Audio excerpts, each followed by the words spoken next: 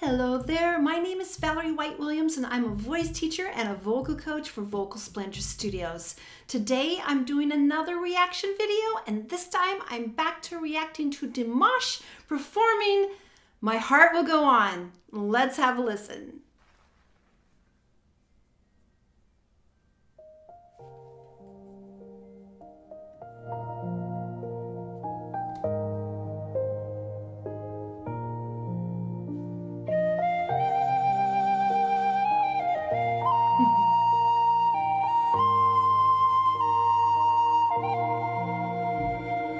Every night in my dreams, I see you, I feel you. That is how I know you go on.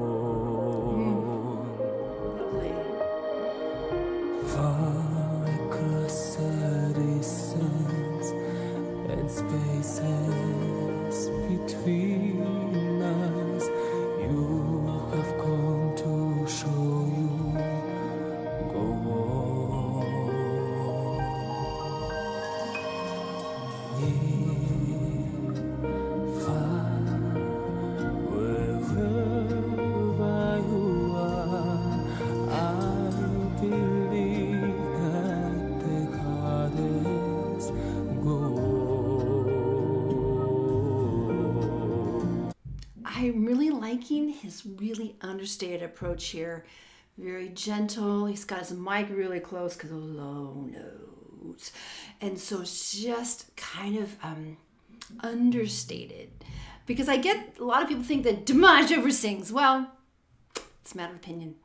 But right now he's definitely being more understated and feeling the feelings. And what I love about Dimash is he is in the character. He's feeling the emotion. You can see that. So let's see what happens next. Once more, you open the door, and you hear in my heart, and my heart will go on the door.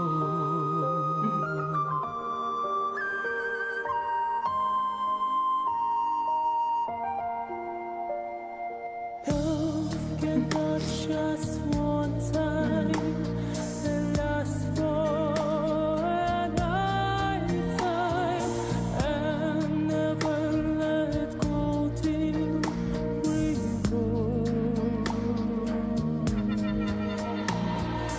Love is when I loved you, one true time I called to. In when I will always go on. I like the little embellishments there. We call those passing tones. So when you have a melody and there's little steps between, you just kind of go in between, just a little bit of variation from the norm. And it was tastefully done.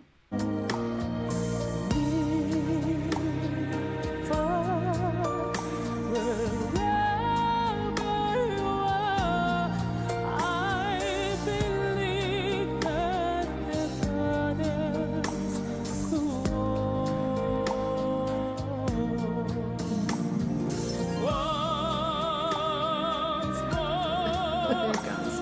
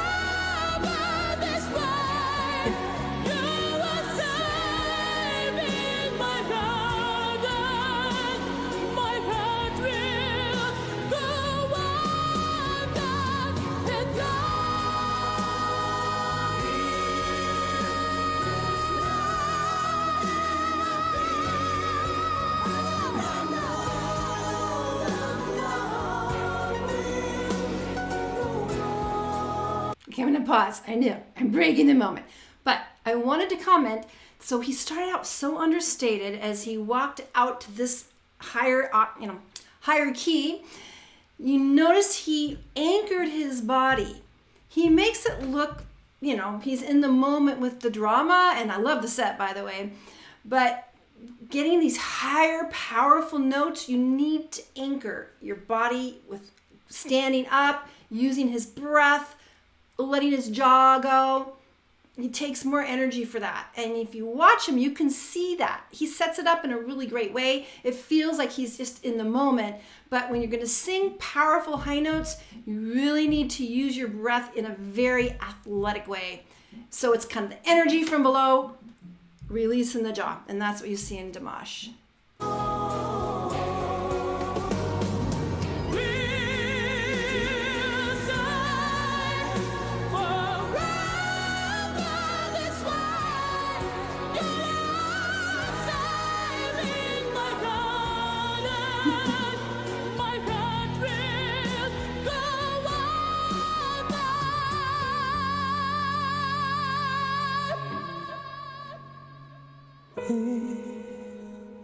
Stay forever this way. You are saving my heart, and my heart will go on and on.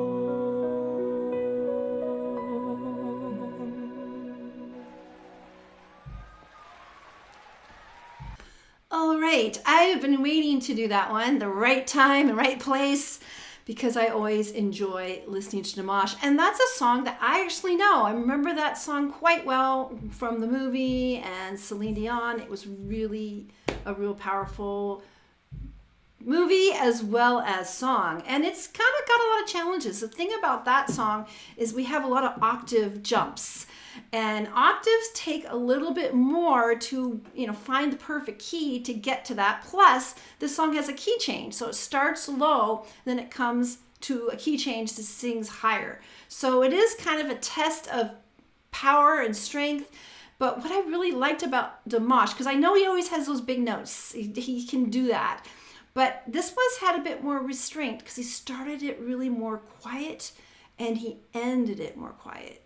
And so we had the glory notes in the middle, but that was appropriate because that was the passion, and then back down to this is really gentle. And like I said, Dimash anchors the energy in here, right there. That's where the energy comes from. You need to manage your breath to allow that voice to rise like that, because that's why most people think they can't sing high, is they don't know how. They haven't been taught how to harness the breath. Yes, it's all about the breath who's singing. Well, there's more than that. But he also has that jaw. It just releases. Now, that's also really difficult to many students because people are embarrassed to keep their mouth open. There's a lot of social taboos all over the world about having your mouth open. People make fun of people like that. So, but to sing well, that's the two things we really need to coordinate, is the breath below, the relaxation on top.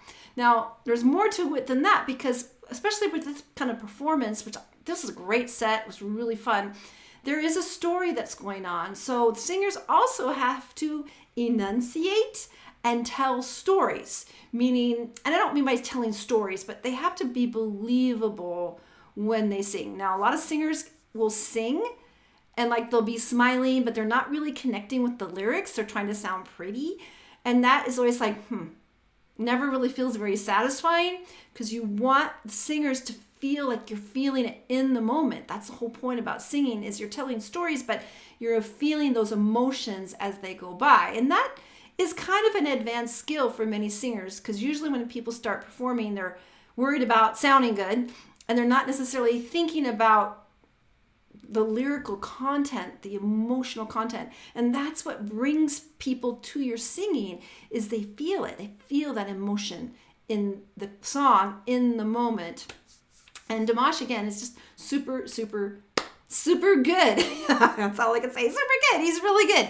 And you can see that. This was a 2018, so it's a few years back, but he's still learning and growing and performing in such a great way, and such a great testament for training. Yes, he came from a musical family. His parents were both singers, but training works. Training is how people do it. Now, training, I always say that singers are athletes. They are. We're just using tiny little muscles in our throat. That's what we're doing, but it takes physicality to sing like that. You have to actually train and you have to rest, just like Olympic athletes. I always like to make jokes like people think, oh, I'm self-taught. It's so cool. I'm a self-taught singer. Usually they aren't. They're just lying. But then who in the Olympic trials says, oh, I'm just a self-taught athlete? No, that's not how it works. World-class athletes don't brag about being self-taught. They have training. They have trainers. They pay trainers to train. And so that's what you see with Dimash and many of the other singers that are top-notch is they've had training. And unfortunately, there's been some bias in the music industry to kind of make it seem like these people are so special, they're naturals, but I have found in years of being in the music business that a lot of times they're lying.